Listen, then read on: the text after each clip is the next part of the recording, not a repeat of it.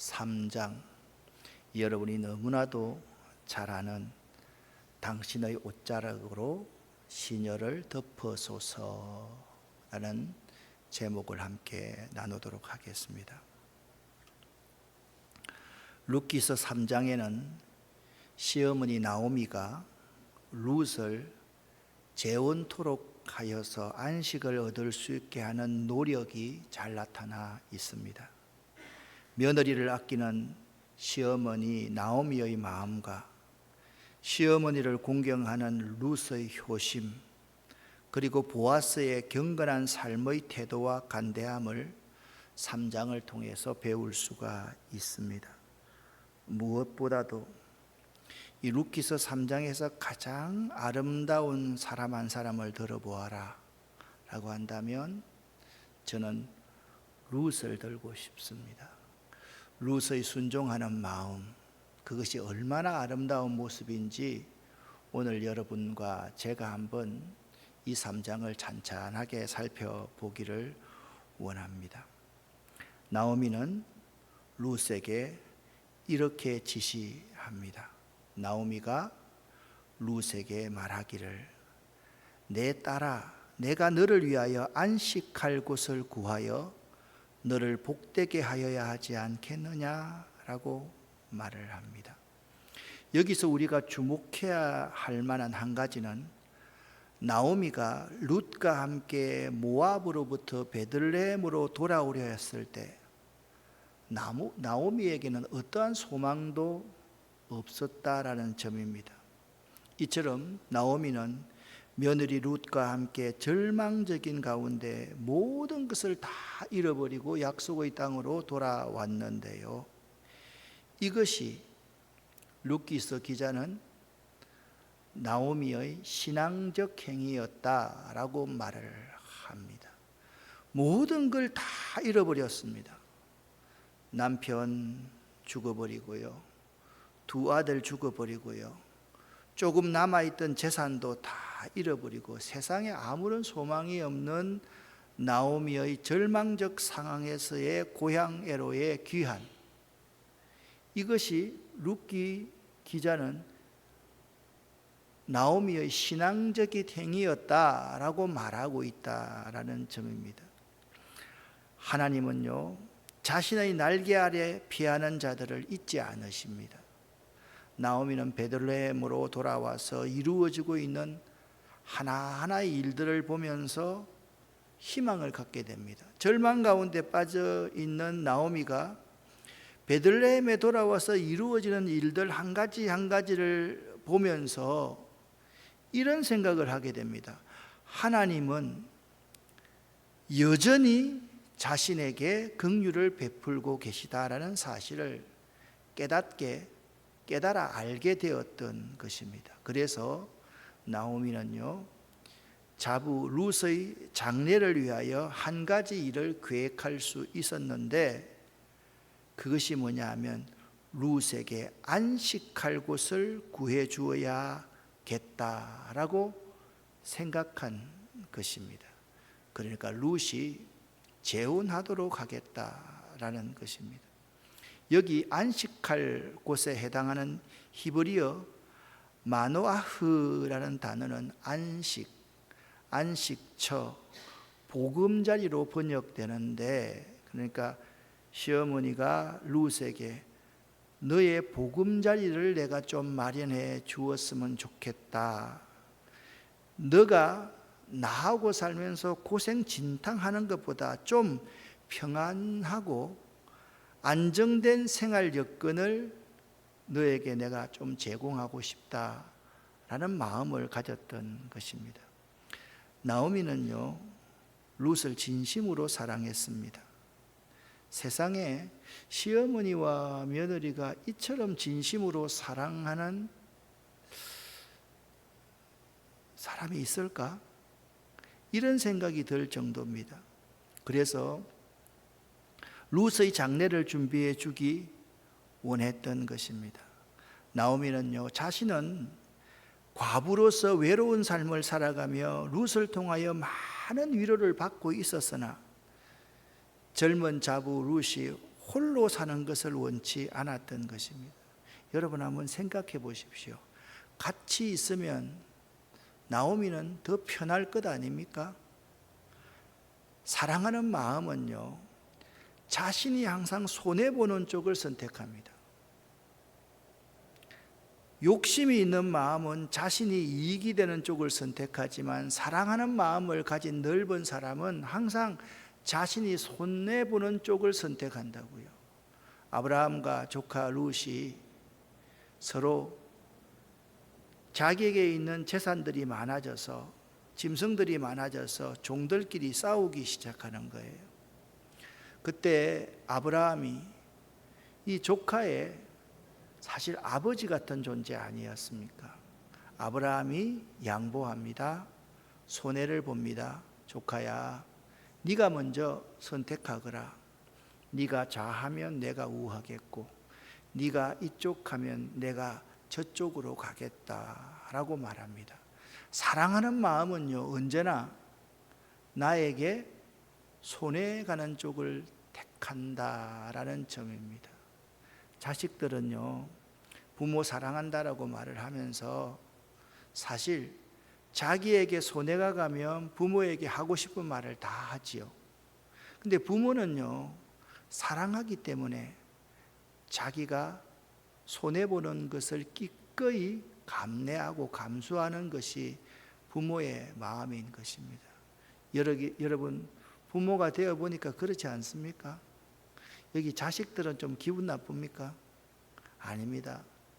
자식들은요, 부모에게 하고 싶은 말을 다 합니다. 근데 부모는요, 하고 싶은 말도 하지 못할 때가 훨씬 더 많습니다. 만약 부모들이 하고 싶은 말을 다 하면 자식들은 집 나갈 겁니다. 부모와 의절할 겁니다. 근데 부모가 어디 자식들과 관계를 끊을래야 끊을 수 있습니까? 끊을 수 없습니다. 마찬가지입니다. 우리는 하나님 앞에요, 내 하고 싶은 말 다 해요. 하고 싶은 짓 다 해요. 내 하고 싶은 대로 해요. 그러면서 하나님을 원망하고, 하나님 왜 이러시는 겁니까 대체? 그렇게 말하지만 하나님이 여러분과 저를 향해 얼마나 하고 싶은 말이 많겠어요? 그렇지 않겠어요? 하는 것 보면 마음에 드는 게 하나도 없을 것 같아요. 저도 그래요. 여기 있어서 죄송하지만 아들 목사가 있지만 저놈의 자식 하는 거 보면 마음이 한 가지도 안 듭니다. 저는 자기는 기분 나쁠지 모르겠지만 진짜 마음에 안 들어요. 자기는 잘한다고 하지만 그래요. 그게 아비의 마음입니다. 말하고 싶은 말이 이만큼 나왔다가도 또 참아야지 그런 생각이 드는 것이 사실 부모의 마음입니다. 이렇게 하면서 부족하지만 사랑하는 마음은 자신이 손해가는 쪽을 선택하는 거로구나, 하나님의 마음을 조금 손톱 밑에 때만큼 이해할 수 있게 되는 것 같습니다. 오늘 3장 2절부터 5절까지 쉬운 성경으로 함께 읽어보겠습니다. 여러분, 성경은 읽을 때 그냥 읽지 말고 의미를 생각하면서 읽으십시다. 함께 읽습니다. 네가 함께 일하고 있는 일꾼들의 주인인 보아스는 우리의 가까운 친척이란다. 그가 오늘 밤에 타작마당에서 일할 것이다. 너는 가서 목욕을 하고 몸에 향수를 발라라. 그리고 옷을 갈아입고 타작마당으로 내려가거라. 그 사람이 먹고 마시기를 끝낼 때까지 그의 눈에 띄지 않도록 주의해야 한다. 그가 잠자리에 들면 그가 누운 자리를 눈여겨보아 두었다가 그리로 가서 그의 발치 이불을 들고 들어가서 누워라. 그러면 그가 내가 할 일을 일러줄 것이다. 룻이 대답하였습니다. 어머님이 말씀하신 대로 하겠습니다. 당시에요, 팔레스틴의 추수법, 타작법은 다음과 같았습니다. 당시 팔레스틴의 타작법은 일단 보리단을요, 편편한 평지, 타작마당에 다 펴놓은 후에 도리깨로 골고루 조심스럽게 이 보리단을 두들겨 팹니다. 그래서 보리나 밀의 낫알들이 이게 이 도리깨로 탁 치면 이제 낫알들이 떨어지게 합니다. 그리고는 낫알에 섞인 지푸라기나 보리 수염 등을 없애기 위해서 그것을 바람에 까불리는 작업을 합니다.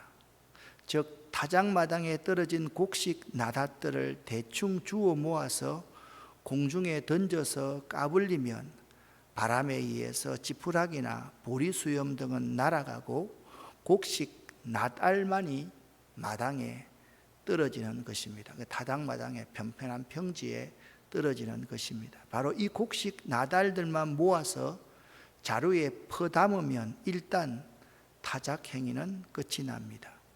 따라서 당시 타작을 하기 위해서는 반드시 바람이 불어 주어야만 했습니다. 그런데 보리를 타작할 저민 팔레스타인 지방의 여름은 기후상 낮에는요 바람이 별로 없고 주로 오후 5시 이후에 밤에 내륙에서 지중해 쪽으로 바람이 일어났습니다. 그래서 따라서 타작은요 반드시 오후 5시 이후경에 행해지게 되었습니다. 이것들을 잘 기억을 해야 됩니다. 아침부터 타작을 하는 게 아닙니다. 저녁 때 우리로 보면 타작을 합니다. 그리고 타작을 하는 일꾼들은 저녁 내내 일을 하고서는 그 타작마당의 곡식 더미 곁에서 그대로 자는 것이 보통이었습니다. 일을 다 끝나고 나면요 이 사람들이 잔치를 벌이면서 좀 먹고 그렇게 바로 잡니다.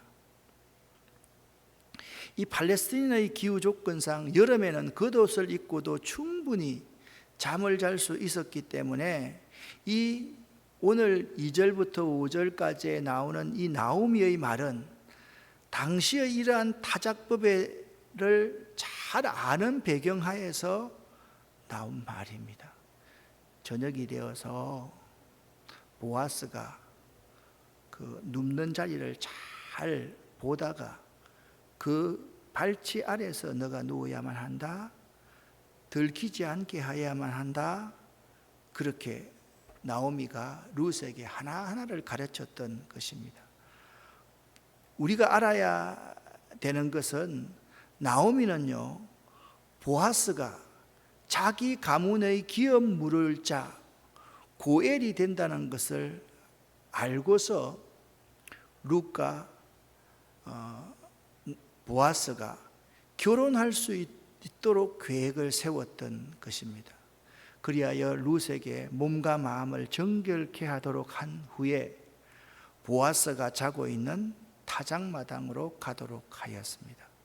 나오미는요 룻에게 보아스가 듣고 있는 이불 끝에 누워 있다가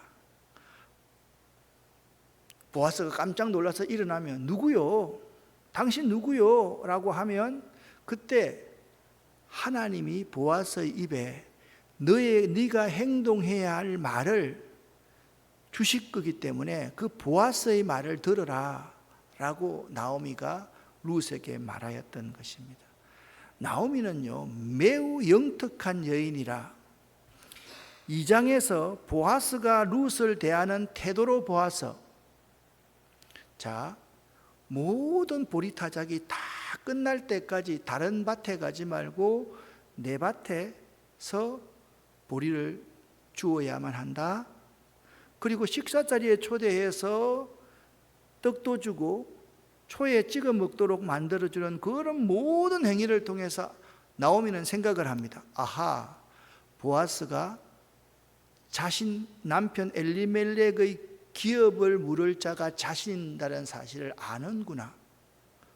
또한 보아스가 이 룻이라는 내 며느리에 대해서 호감이 있구나. 그 사실을 영특한 나오미였기 때문에 깨달아 알았던 것입니다.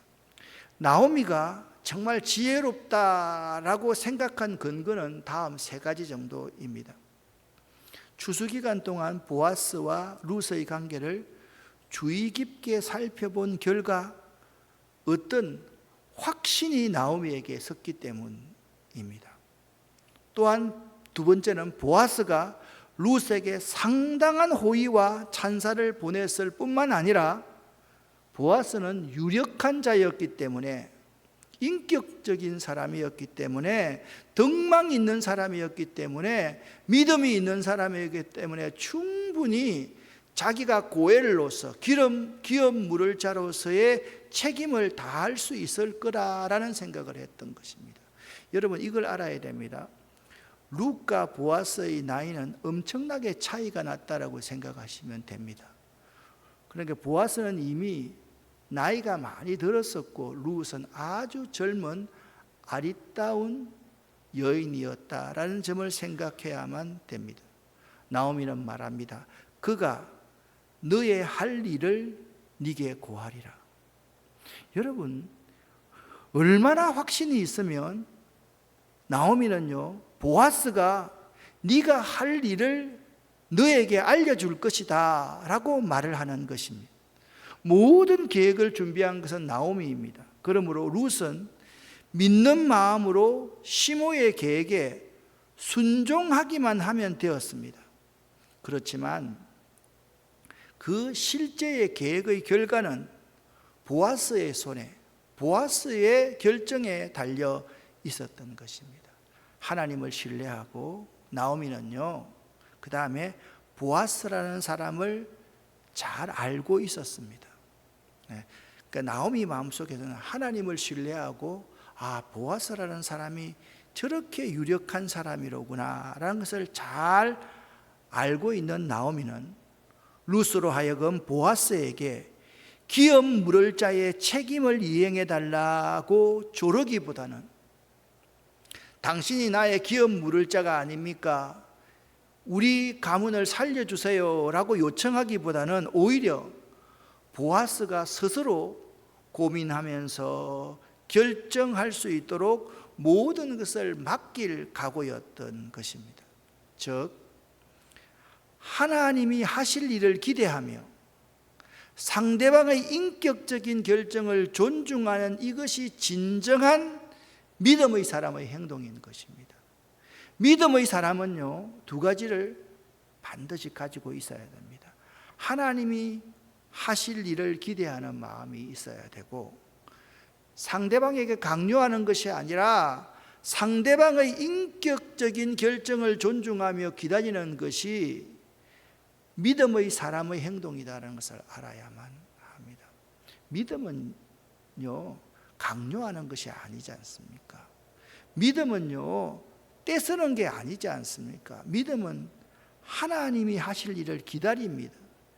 인격적인 하나님이 어떻게 일하시는가, 주가 행하실 일을 기대하며 기다리는 것이 믿음이고요, 하나님이 그 사람의 마음을 움직여 주시도록 기대하는 것이 믿음인 것입니다. 그래서 항상 믿음의 사람들은요, 자, 가서 주가 쓰시겠다고 하라. 아니, 가만히 있는 나귀를 몰고 오는데 왜 나무 나귀를 가지고 가요? 그럴 때 주가 쓰시겠다고 하라. 그렇게 말하면 그가 내어줄 것이다. 가는 사람은 그걸 믿고 가는 거예요.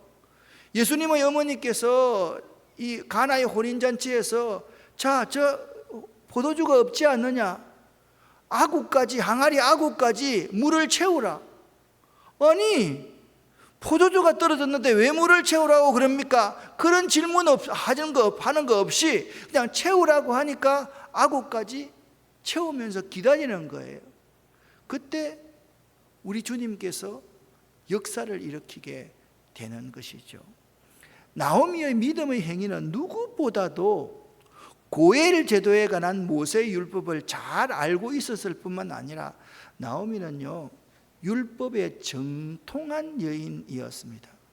하나님의 하실 일과 덕망 있는 보아스의 결정에 모든 일을 맡기겠다라는 것이었습니다. 이것은 나오미가 룻을 사랑하듯 보아스 또한 신뢰했다는 뜻이 됩니다. 결국 나오미의 이러한 믿음의 확신이 조만간 합력하여 선을 이루게 되는 것입니다. 지금 나오미가 하나님을 신뢰하고 보아스가 행동하실 일들을 기대하고 있잖아요. 그런 신뢰와 기대가 있으면 하나님께서 하나님을 사랑하는 자, 곧 그 뜻대로 부르심을 입은 자들에게는 모든 것이 합력하여 선을 이루십니다 라는 이 말씀이 이루어진다라는 것입니다.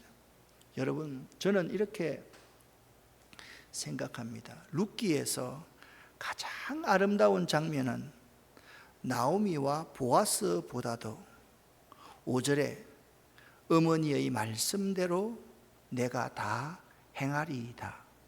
어머니가 쫙 가르쳐 주니까 룻이 가만히 그 어머니의 말씀을 듣고 있다가 하는 말이 어머니의 말씀대로 내가 모두 행하겠습니다 라고 대답하는, 순종하는 룻의 신앙의 태도입니다.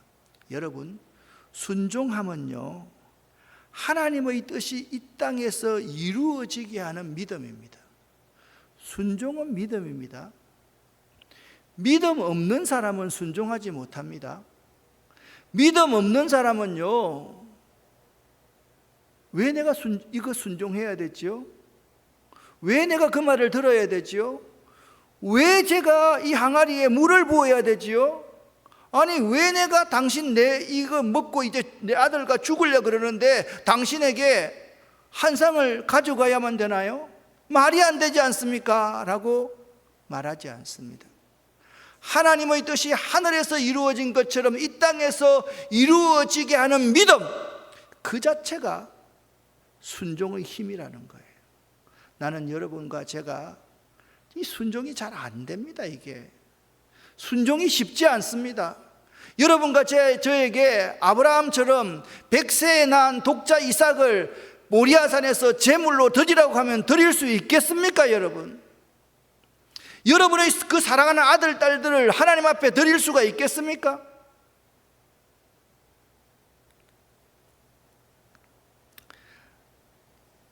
이분은요, 엘리자베스 엘리엇이라는 여인입니다. 남편이요, 순교지에 가서 그 부족민에게 죽임을 당합니다. 이 엘리엇이 남편이 순교한 후에 그 부족에 다시 들어갑니다. 자기 혼자서 들어갑니다. 그래서 그 부족 전체를 변화시켰던 사람이 엘리자베스 엘리엇이라는 사람입니다.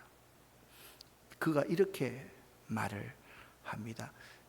잘 안 보이지만 제가 이거 다른 걸 바꾸려고 그러니까 이게 좀 그게 돼서 그냥 희미하지만 같이 한번 읽어보도록 하겠습니다.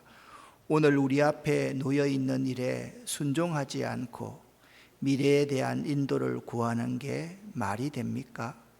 성경의 수없이 많은 중대한 사건들이 한 사람의 작은 순종에 달려 있었습니다. 안심하세요. 지금 하나님께서 하라고 하신 일을 하세요. 그리고 그걸 의지하면 하나님께서 무엇을 해야 할지 보여주실 것입니다. 아멘. 정말 멋진 말 아닙니까? 이 문장을 읽으면서 이렇게 살아야 되는데, 남편이 죽었는데 그 부족에 의해서 자기가 그 부족의 말씀에 순종해서 들어갈 수 있다는 것, 이 자체가 대단한 것 아닙니까? 여러분이면 할 수 있겠어요? 두려워서 못 들어가겠죠. 그런데 다시 한번 제가 읽어볼 터이니까 여러분이 한번 들어보십시오. 오늘 우리 앞에 놓여있는 일에 순종하지 않고 미래에 대한 인도를 구하는 게 말이 됩니까? 성경의 수없이 많은 중대한 사건들이 한 사람의 작은 순종에 달려 있었습니다. 안심하세요. 지금 하나님께서 하라고 하신 일을 하세요. 그리고 그걸 의지하면 하나님께서 무엇을 해야 할지를 보여주실 것입니다. 여러분에게 이러한 순종함이 있습니까? 여러분에게 룻과 같은 이런 순종이 있느냐를 묻고 있는 것입니다. 세상에 가장 아름다운 사람의 모습이 하나님의 말씀에 순종하는 사람 아닐까라는 생각을 한번 해봅니다. 제가 나이가 들어가서 그러는지 옛날에는 순종이라는 말, 복종이라는 말, 이런 말들이 참 싫었습니다. 왜 내가 순종해야 되지요? 내가 뭐 인격이 없습니까? 아니 내가 왜 그런 일을 해야 되지요? 그런 마음이 참 많이 들었었는데 요즘은 그런 마음이 거의 없어져 갑니다. 하나님께서 하라고 하시면 제가 한번 해보겠습니다. 어떤 상황을 맞이하더라도 하나님께서 하라고 하시면 한번 하고 싶습니다. 그런 마음이 제 마음속에 많이 생겨지면서 아마 젊은 사람들 입장에서 저를 볼 때는 참 저 목사님 참 꼰대 같아. 왜 자꾸 순종을 가르치지? 왜 자꾸 기본을 가르치지? 아니 예배 말입니다. 주일날 교회 와서 좀 안 드릴 수도 있는데 자꾸 예배에 목숨을 걸라 그러고, 예? 하나님이 당신 모든 것의 주인됨을 인정하는 11조의 삶을 살아라 그러고 하나님 말씀에 순종하라 그러고 왜 그러시는지 모르겠다고. 얼마 전에 저에게 참 진지하게 상담을 하시는 한 집사님이 계셨습니다. 그 집사님에게 제가 마지막에 이런 말을 했습니다. 세상에 일이 잘 꼬이고 잘 안 되고 자꾸 내 생각대로 안 되고 꼬여질 때 기본으로 돌아가서 기본적인 것들을 한번 점검해 보시기를 바랍니다. 첫 번째 묻습니다. 당신은 주일 성수에 목숨을 걸고 살아왔습니까? 두 번째, 나는 하나님 앞에 철저하게 모든 것이 하나님의 것임을 고백하는 11조의 삶을 살았습니까? 11조는요 그분한테 했던 말입니다. 돈이 아니에요. 11조는 내 인생 전부가 하나님의 것임을 고백하는 것이고요. 골로새서 3장 5절에 보면 탐심은 곧 우상숭배라 했는데 탐심을 깨트리는 무기가 11조라고요. 그렇게 말씀드립니다. 세 번째, 하나님의 말씀이면 지금까지 한 번도 그러지 않고 순종했습니까?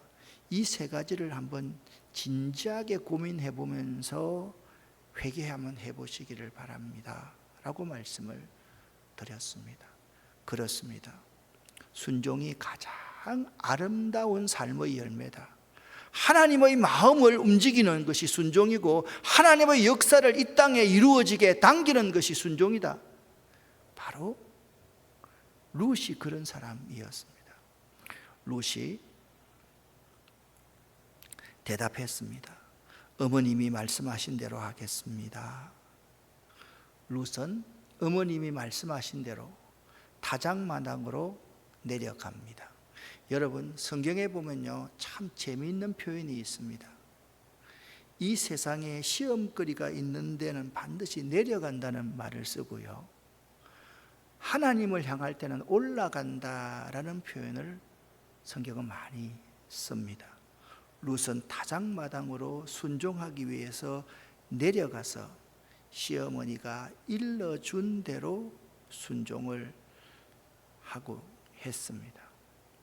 여러분 이 그림은 그림인데요, 나귀를 타고 있는 사람이 시어머니 나오미이고 어머니의 말을 듣는 사람이 룻입니다.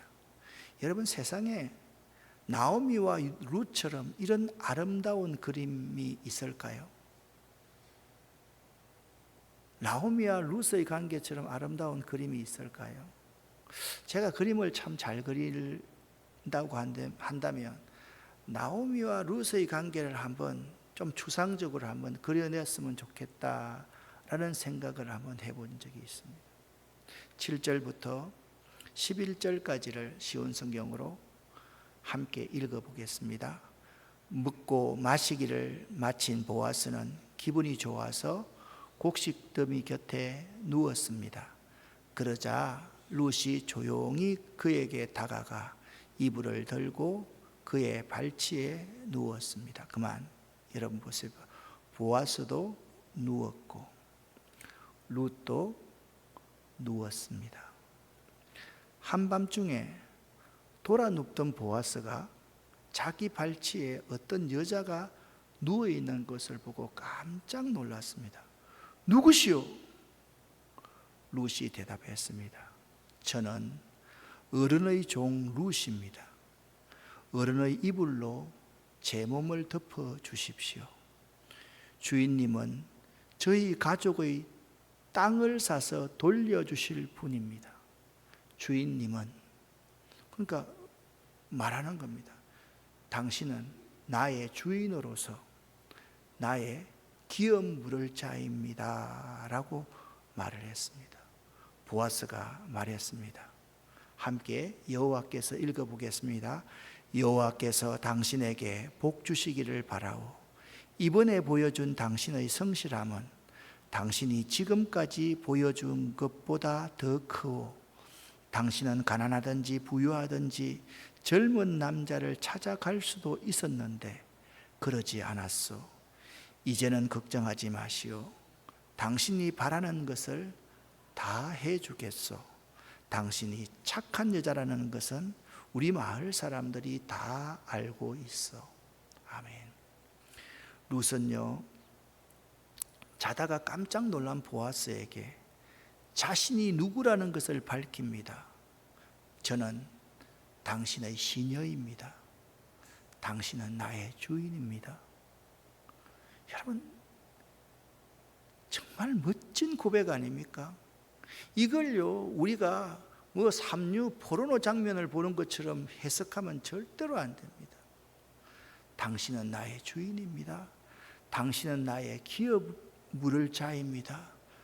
저는 당신의 시녀에 불과합니다. 당신의 옷자락으로 시녀를 덮으소서라고 말하였는데 이것은 룻이 있잖아요. 보아스에게 청혼하는 아주 담대한 청혼 문구인 겁니다. 당신의 옷자락으로서 시녀를 덮으소서. 보아스는 자기가 그녀의 기업 물을 자가 된다는 사실을 알고 있었으며 룻이 현숙하고 신실한 여인으로 인정하고 있었기에 룻의 태도에 대해 여호와께서 복 주시기를 원한다고 축복의 말을 하였습니다. 보아스는요, 정욕의 사람이 아닌 믿음의 사람이었기에 자기보다 더 우선적으로 엘리멜렉 가문의 기업 물을 자격이 있는 사람이 있으므로 그가 기업 물을 것을 거절하게 될 때 보아스 자신이 그 책임을 감당하여 룻 당신과 반드시 결혼하겠다라고 약속을 합니다. 맹세를 합니다. 보아스는요, 이런 사람이었습니다. 청년 요셉이 보디발의 아내 앞에서 순결을 지켰듯이 예수의 어머니 마리아의 순결을 지켜주었던 신약의 요셉처럼 젊은 여인 룻과 함께 있는 그 밤, 그 시간에도 범죄하지 않고 앞으로 자기가 해야 할 일에 대해서 맹세하였던 것입니다. 여러분 같으면 보아스처럼 행동할 수 있겠습니까? 어때요? 이건요, 정말 그가 신실한 사람, 하나님이 나를 보고 있다라고 생각하지 않으면 도무지 할 수 없는 그러한 행동이었습니다. 보아스와 룻이라는 그림입니다. 19세기 전반에 영국의 화가가 그린 그림인데요, 바로 보아스가 위에 주인으로서 다 기대어 있고 룻은 그 아래에 시녀로서 누워있는 그러한 그림입니다. 이 그림을 보면 보아스는 주인이 되고 룻은 보아스의 시녀임을 고백하는 그림입니다.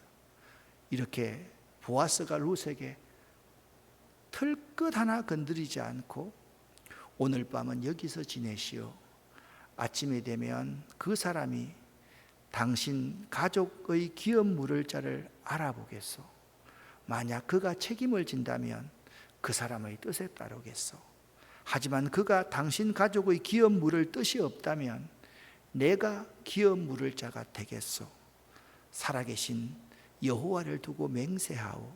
그러니 아침까지 여기서 누워 있으시오. 14절 다음 주에 읽어야 될 것은 이렇게 나옵니다.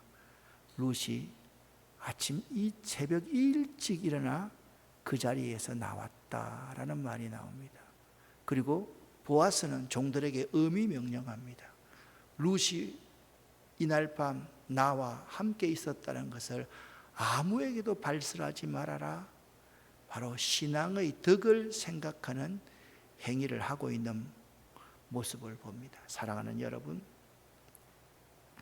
우리가 지금 룻기서를 계속 보고 있는데요, 보아스가 룻을 처음 만났을 때를 한번 생각을 해보시기, 2장에서 여호와의 날개 아래 보호를 받으러 온 룻을 제일 먼저 축복했습니다.